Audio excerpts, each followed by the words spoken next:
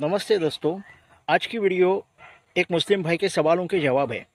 और खाली उसी के सवाल नहीं, मैंने इससे पहले भी कई बार मोबाइल पे डिबेट शो में या फिर टॉक शो में मैंने वो सवाल देखे हैं कि भाई इसकी वजह से आपके देवताओं पे उंगली उठ रही है। तो इसके लिए उसके जवाब के तौर पे मैं वीडियो बना रहा हूँ। और इस वीडियो को ज़रूर फैला देना, क्योंकि ये सवाल कॉमन है, कॉमन सवाल है कि हम इसको भगवान क्यों माने, तुम्हारे भगवान में ये कमियां हैं। तो इसलिए वो वीडियो बना रहा हूँ। ये शेयर कर देना, क्योंकि ये सवालों के जवाब बेहद इंपॉर्टेंट है।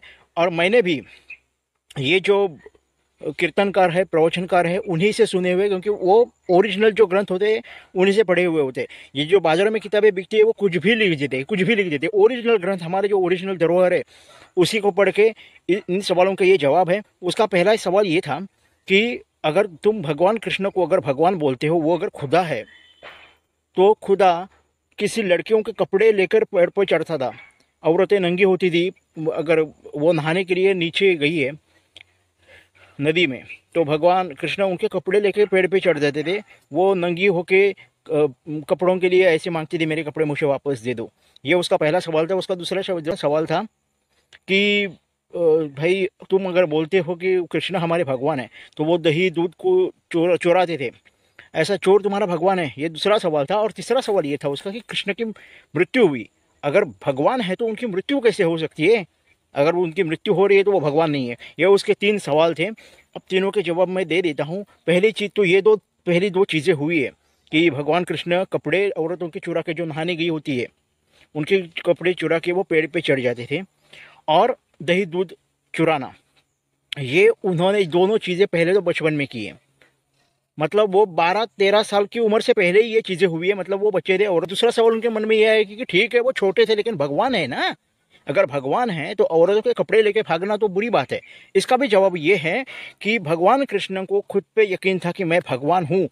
औरतों के वो कपड़े लेके पेड़ पे चढ़ जाते थे। इसका मतलब ये है कि वो औरतें बिंदास कपड़े निकाल के अंदर उतर जाती थी। उन्होंने ये सबक दिया था कि मैं कपड़े लेके पेड़ तक पहुंच गया, पेड़ तक चढ़ गया, इसका मतलब आपका ध्यान नहीं है।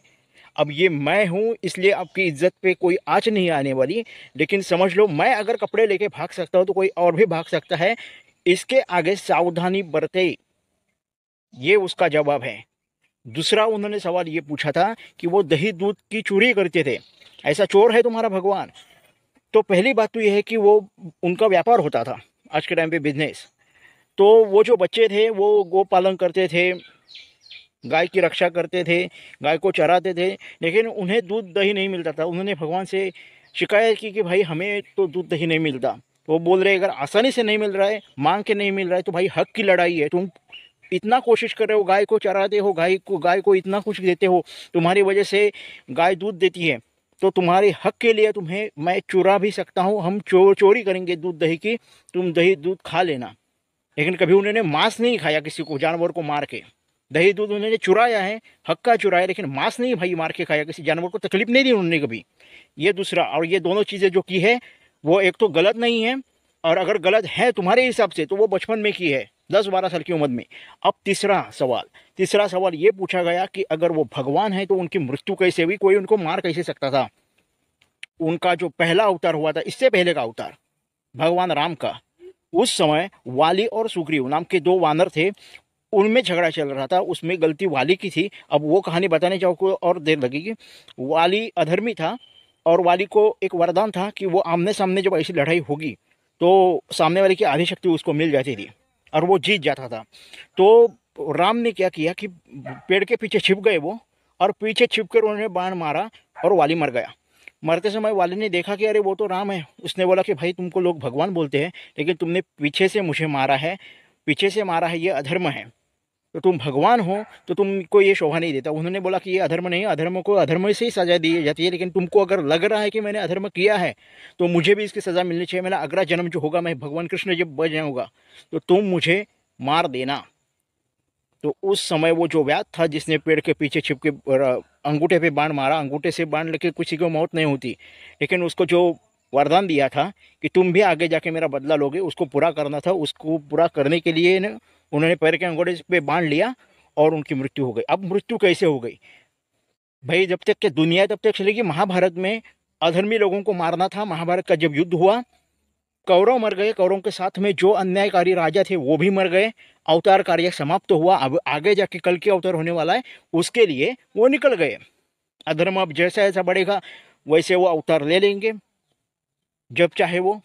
कुछ लोग बोल रहे 4,27,000 साल बाकी है, कुछ लोग बोलेंगे अभी 2030 के अंदर भी हो सकता है। अब भगवान की लीला है, वो हम तो नहीं जानते। हमने जो लिखा हुआ है, जो सही से लिखा हुआ है, मैं बोल रहा हूँ, उसका मैंने जवाब दिया। अब भगवान कल्कि का अवतार होगा तब होगा। Thank you. वीडियो अच्छा लगा हो तो फॉरवर्ड ज़रूर कर देना, क्योंकि ये ऐसा मत समझना कि मैं सही बोल रहा हूँ, ये मैं नहीं बोल रहा हूँ। जो ग्रंथ है, जो कीर्तन प्रवचन मैंने सुने हैं जानकार लोगों के, ऐसे नहीं कोई झड़क छप कोई से उठा लिया और किसी का कीर्तन सुन लिया। जो सुना है वही मैंने सुना है बस। Thank you. जय श्री कृष्ण।